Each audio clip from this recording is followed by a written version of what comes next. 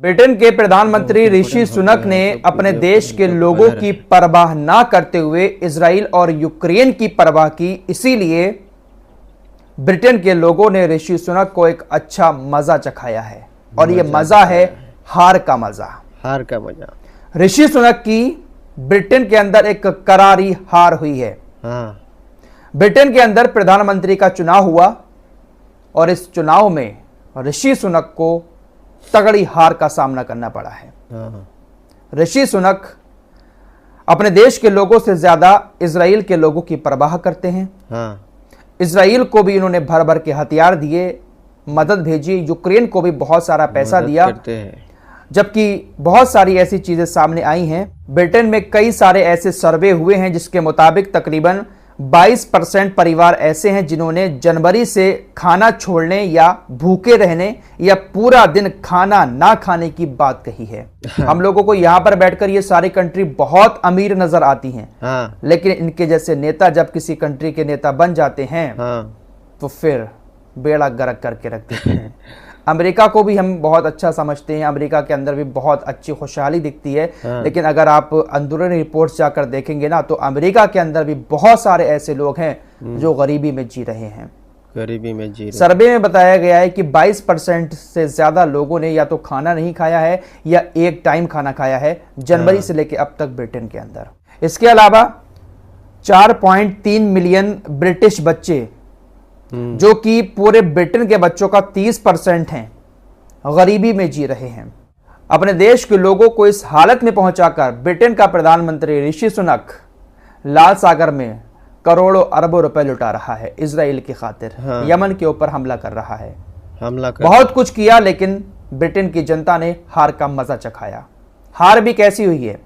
Britain के अंदर 650 सीटें हैं। बहुमत पाने के लिए 326 सीटें जीतनी होती हैं, लेकिन जो लेबर पार्टी है उसके नेता ने 389 से लेकर 395 सीटें जीत ली हैं। ऋषि सुनक सिर्फ 95 सीटों पर ही पहुंच पाया है।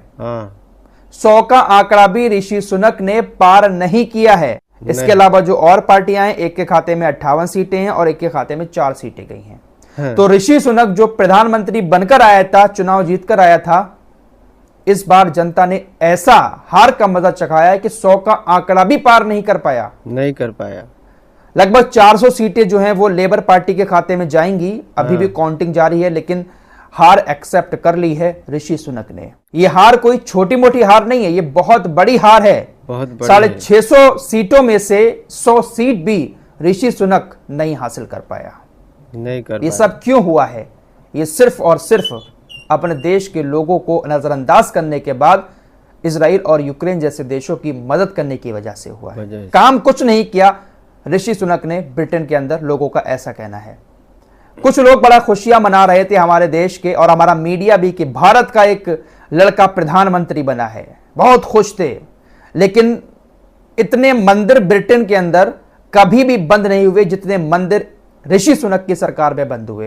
पुजारियों को वीजा देने पर भी ऋषि सुनक ने बैन लगा दिया था, भारतीय पुजारियों को।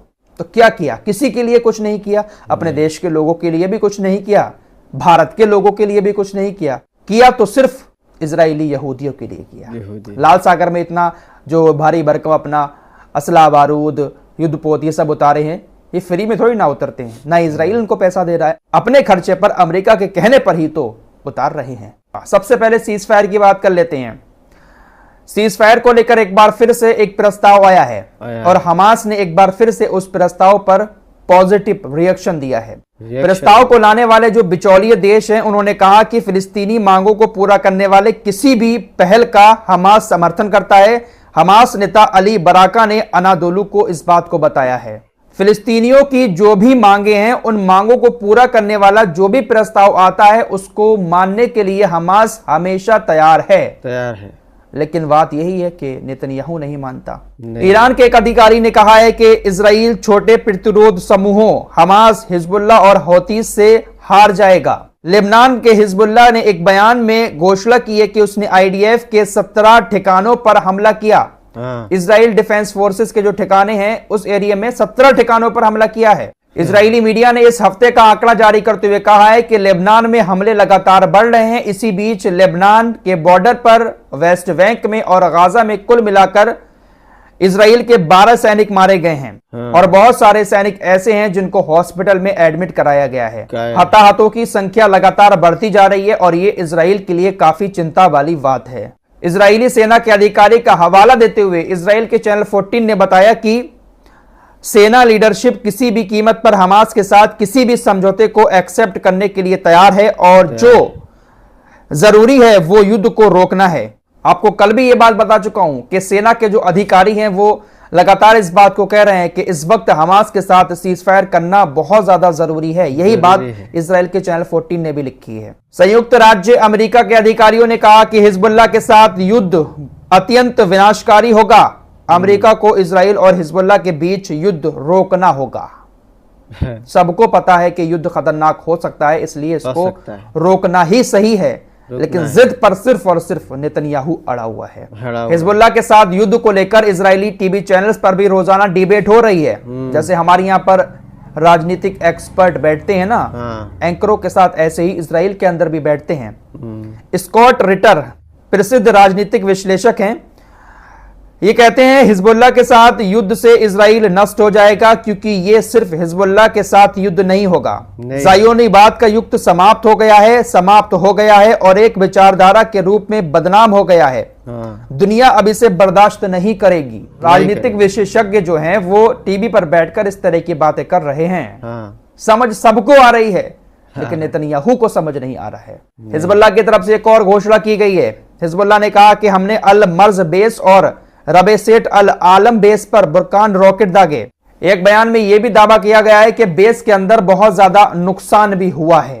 तो हिजबुल्लाह रुक नहीं रहा है। गाजा की तरफ वापस आए तो गाजा के अंदर अल कस्साम ब्रिगेड ने अल कुद्स ब्रिगेड के साथ मिलकर एक ऑपरेशन चलाया और शाबाज डिवाइस के साथ एक इजरायली मरकबा टैंक को निशाना बनाया। इजराइल फिलिस्तीनी जगहों पर कब्जा कर रहा है। कल आपको बता चुका हूं, इजरायली सैनिक जो है गाजा के अंदर लोगों के घरों से पैसे भी निकाल रहे हैं।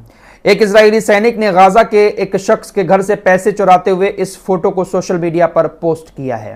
गाजा के अंदर ही इजरायली सैनिकों ने एक फिलिस्तीनी के घर से कुछ इस तरह का फोटो भी शेयर किया, जहां पर वो लोग जानामाज बिछाकर उस पर बैठकर इस्लाम का मजाक उड़ाते हुए नजर आ रहे हैं।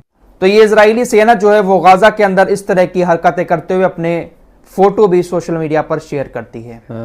फिलहाल इस रिपोर्ट में इतना ही। कुछ और लेटेस्ट अपडेट के साथ एक बार फिर आपके सामने हाजिर होऊंगा। तब तक के लिए अपना ख्याल रखिएगा। अल्लाह हाफिज। दोस्तों, हमारे वीडियो पसंद आए तो फॉलो सब्सक्राइब कीजिए और साथ ही साथ शेयर भी कीजिए। मिलते हैं अगली वीडियो में, तब तक के लिए अपना ख्याल रखें। धन्यवाद।